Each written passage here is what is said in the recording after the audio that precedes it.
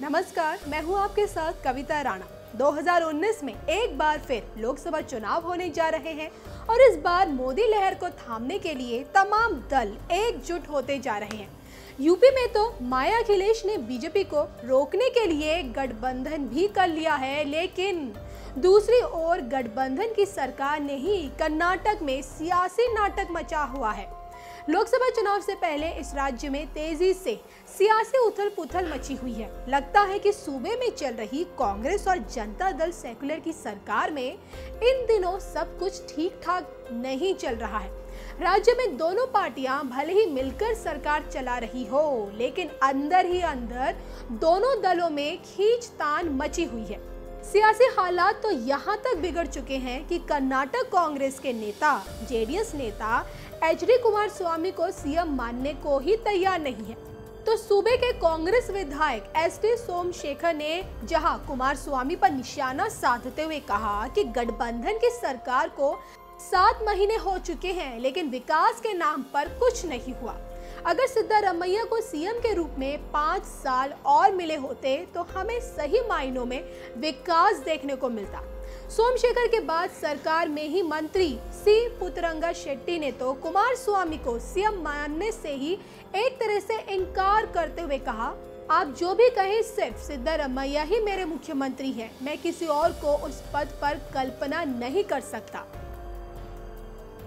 ऐसा लगता है कि पिछले साल से ही राज्य में हुए विधानसभा चुनाव में जनता के नकारे जाने के बावजूद सिद्धारमैया के सिर से सीएम की कुर्सी को लेकर प्यार जरा भी कम नहीं हुआ है। यही वजह है कि खुद सिद्धारमैया भी अपने विधायक की बातों का समर्थन करते हुए कह रहे हैं कि अगर उन्हें मुख्यमंत्री के रूप में अगले 5 साल और मिले होते तो वो विकास कार्यों को पूरा कर लेते।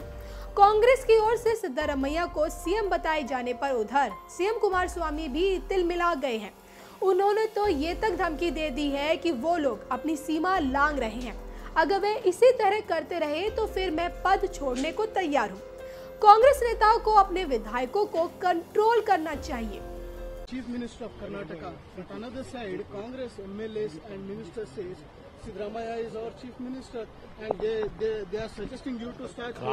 Congress leaders, they have to watch all those issues. That is left to them. That is not my reaction has to be taken by me. You ask Congress leaders. I am not concerned person for those things.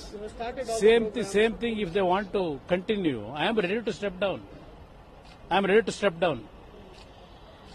Congress leaders must think about all these things to control them.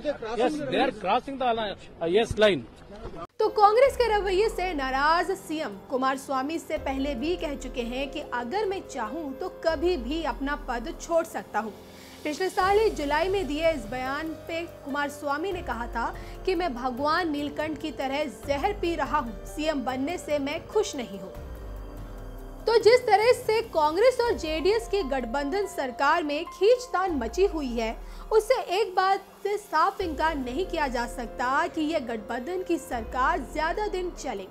ऐसे में BJP के पास एक मौका हो सकता है, वो कुमारस्वामी को अपने पाले में कर सरकार बनाने की कोशिश करे, क्योंकि सूबे में हुए विधानसभा चुनाव में बीजेपी सबसे बड़ी पार्टी बनकर उभरी थी।